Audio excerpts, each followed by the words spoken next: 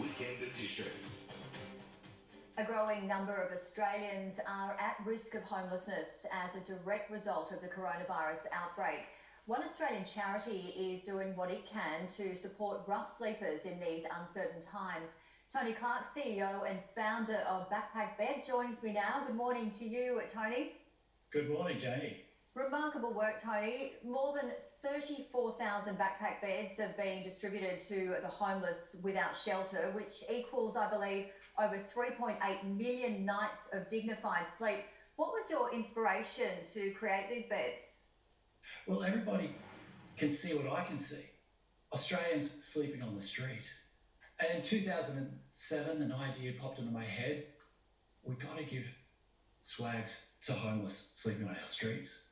And we have to do something that's unusual. We have to treat people the way we ourselves want to be treated.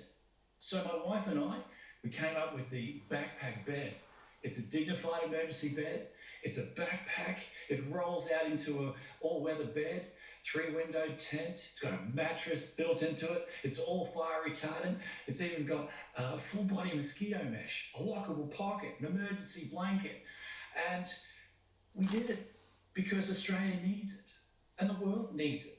And what's horrible is that already guaranteed, according to ABS figures, over 49,000 Aussies will sleep on the street this year. And to add to the crisis, imagine being one of the 92,000 people last year who were turned away because there was no shelter. And we had no idea it would now reach 8 countries, but we're proud that it came from Australia. Absolutely, and well done to you and your wife for the success. Today, more than 116,000 Australians will be homeless. This number, unfortunately, is very likely to rise with the pandemic. How concerned are you? I'm very concerned. And in fact, I'm very scared. The homeless crisis of folks, Aussies, doing it tough on our streets is about to explode. We've already seen massive changes from the COVID-19.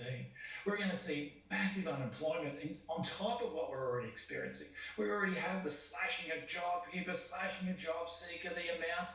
Hundreds of thousands are deferring their loans, overseas visa holders falling through the cracks, people who are sleeping naturally on the couches. There was a lot before. But that's going to explode and even now it's exploding because everyone's working from home. And so now they're saying they're getting booted out from the couch now to the street. And of course, everyone's aware of a jump in homeless,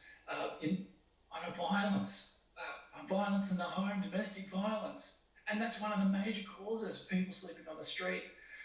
And when you've got COVID-19, it doesn't make it easier because folks doing it on the street, they can't stay at home and isolate. They have no home. They can't wash their hands regularly.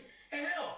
And of course, the services are also having to lock down, which means that the accessibility to services, and they can't isolate. And the horror, if you're long-term homeless in Australia and you're a male, your life expectancy is only 47 years. That's incredible. That's Australia. We've got to be ready for this explosion of people, Aussies, sleeping on the street.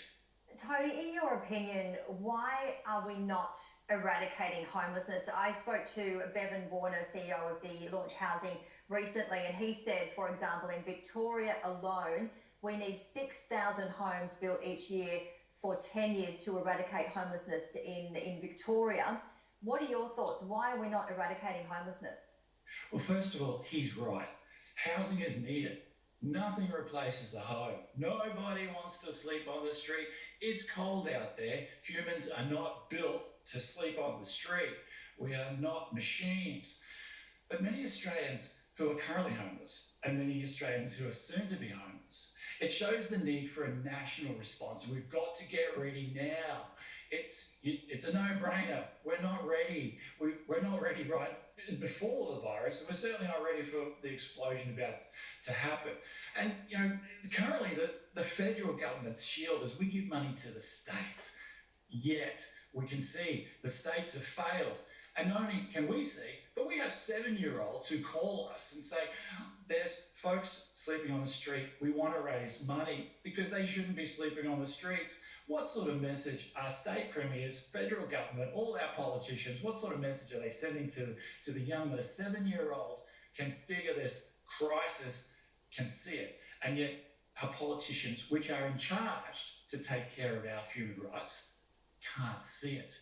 And that's why we're scared. And we can do the best because we already work with over 750 Australian homeless agencies across Australia. And we hear the mass change that's already happening from across those agencies. I'm fearful about what's going to be happening. So tell us about how the process works. So as you mentioned, you have 750 homeless agencies that you work with across the country. How much are the beds, how much social return on investment and community savings are being made from the backpack beds? Well, our backpack bed is study proven. And in 2018, a study came out about our backpack beds, and they showed that for every $110, which is the cost of a backpack bed, for every $110, the community saves in areas of health and justice over $3,300. That's a social return on investment of over 2,900%. And so far, we're very proud with that social return on investment with our 34,000 backpack beds that have been distributed. We've already saved the community, Australian taxpayers, we've saved over $110 million. And not only that, we've saved the community that, but we've also saved the dignity. And we've increased the self-esteem of Aussies doing it tough. And most importantly, we're dropping the numbers of homeless Australians unnecessarily suffering and suiciding. There's nothing worse than talking to an Australian paramedic who tells us about picking up dead homeless bodies across the capital cities and what an Australian person looks like who has unnecessarily died of hypothermia. It's heartbreaking, and we're just going to have that explode.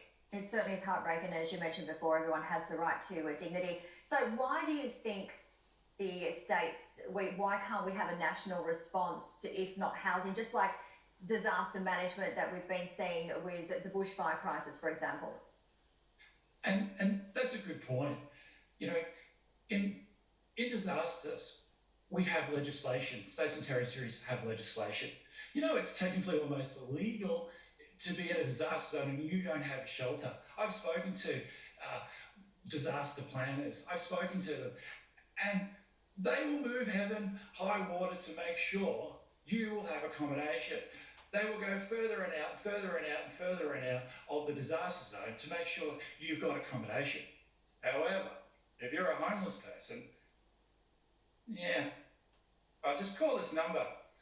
Oh, there's no shelter available, no accommodation available. And of course, they know that because they're asked about that all the time. These are Australian figures. They know over 90,000 are turned away every year, which means they know about there's not enough accommodation. And that's why everybody's saying we need more housing, need more housing. But if we don't have housing, we need to have a compassionate aim for human rights. And we need to have in legislation a minimum level of dignity. And of course, Australia is so proud.